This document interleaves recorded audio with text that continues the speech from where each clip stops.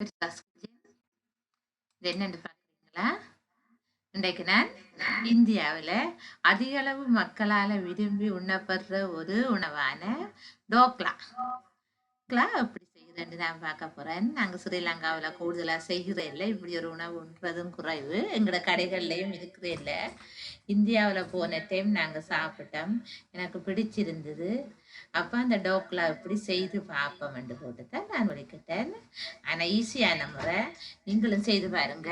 இது காலை உணவாக பயன்படுத்தலாம் அல்லது ஈவினிங் சிற்றுண்டியாக பயன்படுத்தலாம். இதுக்கு நான் 1 கப் கடலை மாவு எடுத்திருக்கிறேன்.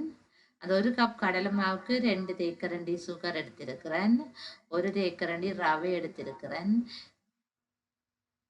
பச்சை மிளகாய் பேஸ்ட் அரைச்சி வச்சிருக்கிறேன், ஈனோ ஒரு சின்ன பேக்கெட், பாதி தேசிக்காய் எலுமிச்சம்பழம் பாதி எடுத்திருக்கிறேன்.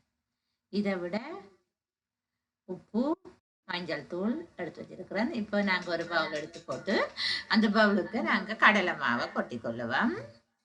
கடலை மாவோட சேர்த்து ரவையையும் சேர்த்து கொள்ளுவோம். அடுத்தது அங்கால எடுத்து வச்சிருக்கிற அந்த 2 தேக்கரண்டி சீனிக்கு எலுமிச்சம்பழத்தை கலந்து நான் அதையும் அடித்து எடுத்துக்கொள்ள போறேன். எலுமிச்சம்பழத்தை அதோட சேர்ப்பேன். சேர்த்துட்டு அப்படியே நான் கலந்து எடுத்து வைக்கிறேன்.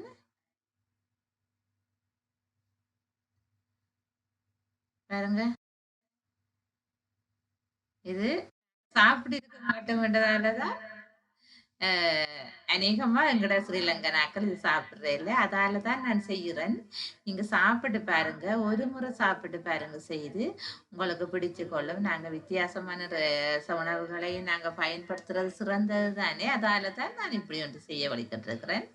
நீங்க எடுத்து பாருங்க, நல்ல சுவையா இருக்கும். நான் சாப்பிட்டு பார்த்துட்டு பிறகுதான் இப்ப நான் வாய்ஸ் கொடுக்குறேன். நல்ல டேஸ்டா இருந்தது எனக்கு.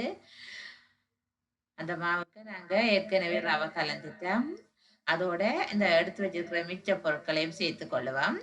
சில்லி பேஸ்ட் எடுத்திருக்கிறேன், ஒரு 3 மிளகாய் எடுத்து அரைச்சி வச்சிருக்கிறேன், அவ்வளவும் தான். அந்த 3 மிளகாயையும் நீங்க சேர்த்துக்கொள்ளுங்க. நான் நிறைய உரைப்பு சேர்க்கல, பிறகு அந்த காய்ச்சின சிரப்ல நான் கூடுதலாக சேர்க்க போறேன், அதால நான் 3 மிளகாய் எடுத்திருக்கிறேன். இதுக்கு உப்புத்தூளும் மஞ்சள் தூளையும் நாங்க சேர்த்துக்கொள்ளணும். தேவையான அளவு உப்பு சேர்த்துக்கொள்ளுங்க. மஞ்சள் தூளை நீங்க தேவையான அளவு உங்களுக்கு கலர் தேவையான அளவுக்கு சேர்த்துக்கொள்ளலாம். நிறைய சேர்க்க வேண்டியல, நான் ஒரு கொஞ்சம் தான் சேர்க்கிறேன். சேர்த்துட்டு நாங்கள் இது ஒருக்கா கலந்து கொள்ளுவோம். ஃப்ரெண்ட்ஸ், வரைக்கும் என்னோட சேனலை நீங்க சப்ஸ்கிரைப் பண்ணாடி சப்ஸ்கிரைப் பண்ணிக்கொள்ளுங்க, அதோட பெல் பட்டனையும் அமுக்கி கொள்ளுங்க. இங்க பாருங்க, 3/4 கப் தண்ணி எடுத்திருக்கிறேன். 1 கப் கடலை மாவுக்கு 3/4 கப் தண்ணி போதுமானது. அப்படியே வச்சு கலக்கிட்டு வாங்க, அப்படியே குழஞ்சண்டு வரும். தோசை மாவு பதத்துக்கு கரைச்சிக்கோங்க. தோசை மாவு எடுத்தா எங்களுக்கு சரி. இதுக்குள்ள சீனியும் சேர்க்கணும், எலுமிச்சம்பழமும் நாங்க சேர்க்கணும். அந்த கலவையை நாங்க இதோடையே சேர்த்து கொள்ளுவோம். சேர்த்து 3/4 கப் தண்ணியையும் விட்டு நாங்க அப்படியே அடிச்சு கொள்ளுவோம். கொஞ்ச நேரம் நல்லா கலந்து கொள்ளுங்க. கொஞ்ச நேரம் வெயிட் பண்ணினோம்டா நல்லா சாஃப்டா வரும். இது கிட்டத்தட்ட கேக் மாதிரி ஒரு ஐட்டம் தான் வரப்போகுது, அதால கொஞ்சம் கூடுதலா வெயிட் பண்ணுங்க. அப்படியே தொடர்ந்து வெயிட் பண்ணி வரைக்கும் நல்ல நல்ல சாஃப்டா நல்ல இதா வரும். பாருங்க இவ்வளவு இதா வரும். இதுக்கு இடையில நீங்க இட்டலி சட்டி, நான் இட்டலி சட்டி பயன்படுத்தி இருக்கிறேன். இட்டலி சட்டிக்கு தண்ணி வச்சு போட்டு அடுப்புல வச்சு கொள்ளுங்க. இன்னொரு இதுக்குள்ள வைக்கிறதுக்கு ஒரு பாத்திரம் எடுத்து அதுக்கு மாஜரினோ எண்ணெயோ பூசி கொள்ளுங்க. நான் மாஜரின் பூசி வச்சிருக்கிறேன் ரெடியா. அப்ப இதை நாங்க ஒரு அப்படியே இதையும் அந்த இட்டலி சட்டிக்கு ஏதாவது ஒரு இதை வச்சு கொள்ளுங்க. அதுக்கு மேலே அந்த பாத்திரத்தை வைக்கிறதுக்கு தக்கதா இப்படி வச்சு போட்டு தண்ணியை கொதிக்க விடுங்க. அது கொதிச்சு கொண்டிருக்கட்டும். நான் வர நேரம் அடிச்சிருக்கிறேன், ஒரு 15-20 நிமிஷம் தொடர்ந்து அடிச்சிட்டேன். பாருங்க நல்ல சாஃப்டா நல்ல ஸ்மூத்தா வந்திருக்குது. இதுக்கு நான் இப்ப ஈனோ எடுத்திருந்தேன். நான் ஈனோ கொஞ்சம் சேர்க்க போறேன். ஒரு சின்ன பேக்கெட் தான் நான் ஈனோ வேண்டினேன், அதால நான் அவ்வளத்தையும் சேர்க்க போறேன். நாங்க ஈனோ வயிற்று பிரச்சனைகளுக்கு குடிக்கிற ஒரு இதுக்குள்ள சேர்த்தா அப்படியே என்ன கிட்டத்தட்ட எங்களோட பேக்கிங் பவுடர் அதுகளை மாதிரி அப்படியே பொங்கி என்று வரும். பாருங்க இப்ப அடிக்கேக்க அப்படியே இந்த மா மேல பொங்கி கொண்டு வரும். அந்த பொங்குறதுக்காகத்தான் இந்த ஈனோ சேர்த்துருக்கு இதுக்குள்ள. உங்கள்ட்ட ஈனோ இல்லாட்டிக்கு பிரச்சனை இல்லை, பேக்கிங் பவுடர் அல்லது அப்பச்சோடா நீங்க சேர்த்து கொள்ளலாம். அப்படி சேர்க்கைக்கே நல்லா வரும். பாருங்க அப்படி அடிச்சுட்டு வரைக்கு எவ்வளவு பொங்கி கொண்டு வருகுதுன்னு பாருங்க. அதே நாங்க மாஜரின் பூசினி அதே பாத்திரத்துக்குள்ள ஊத்தி போட்டு நீர்ச்சட்டியில வச்சு அவிச்சு கொள்ளுவோம். ஒரு 20 நிமிஷமாவது நீங்க அவிக்க வேண்டி வரும். ஏனென்றா நான் கொஞ்சம் உயரமா எடுத்துட்டேன். நீங்க ஒரு பெரிய அகலச்சட்டி எடுத்திருந்தீங்கன்னா 15 நிமிஷம் 10 நிமிஷத்துக்கே அவிஞ்சிரும். இட்டலி சட்டிக்குள்ள வச்சு போட்டு நான் மூடி விட போறேன். இதுக்கு நீங்க மூடி போட தேவையில்லை, உள்ளுக்குள்ள சட்டிக்கு மூடி போட தேவையில்லை. மேலால மூடிய போட்டு மூடி விடுங்க. ஒரு 20 நிமிடம் அப்படி பாருங்க. அவிஞ்சிட்டான்னு பாக்குறதுக்கு ஒரு கத்தியால நாங்க குத்தி பார்த்தோம்டா அதுல இருந்து ஒட்டாட்டிக்கு அவிஞ்சிட்டு. நான் 2-3 தடவை குத்தி பார்த்துருக்கிறேன் பாருங்க. இப்படி கத்தியில ஒன்று ஒட்டி வரையிலேண்டா தான் என்ன அவிஞ்சிச்சு. அடுத்தது என்னொன்று எங்களுக்கு தெரிய வரும். அந்த இது அந்த கிண்ணத்துல இருந்து அப்படியே கலண்டு வந்திருக்கு பாருங்க, சைட்டால அப்படியே கலண்டு வந்திருக்கு.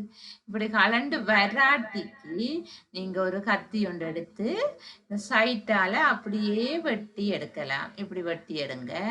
ஆனா எனக்கு பிரச்சனை இல்லை, மாஜரின் பூசினத்தால அப்படியே கலண்டு வந்துட்டு நான் இதை ஒரு ரே ஒன்றில் நான் எடுக்க போறேன். கிண்ணத்துக்கு ரேயை கவிழ்த்து அப்படியே கொட்டினா முழுக்க சும்மா உடனே விழும். இது கஷ்டம் இல்லை, ஈஸியா வந்துட்டு பாருங்க.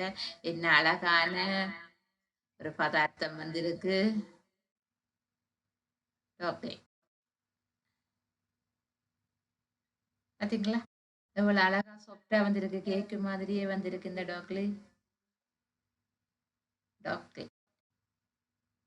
இதை நாங்க பண்ணுவோம் வெட்டி போட்டு. அப்படியே நான் துண்டு துண்டாக்க போறேன். காலை உணவாக நாங்க சம்பலோட சாப்பிடுக்க நல்ல டேஸ்டா இருக்கும். அடுத்தது இதுக்கு தாளிச்சு போடுறதுக்காக ஒரு பேன் அடுப்புல வச்சுட்டு கொஞ்சம் கடுகு போட்டுக்கிறேன். கடுகு வெடிக்கட்டும். கடுகு கொஞ்சம் கூட்ட தாளிக்க கொஞ்சம் விஷயத்தை நான் எடுக்க விட்டுட்டேன், வீடியோ நான் சொல்றேன். கடுகை போட்டு தாளிச்சிட்டு பெருஞ்சீரகம் கொஞ்சம் போடுங்க, பச்சை மிளகாய் ஒரு 3-4 போடுங்க, கருவேப்பிலை போடுங்க. அப்படியே போட்டுட்டு எல்லாம் பொரிஞ்சு வரைக்க ஒரு 1/2 டம்ளர் தண்ணி விடுங்க.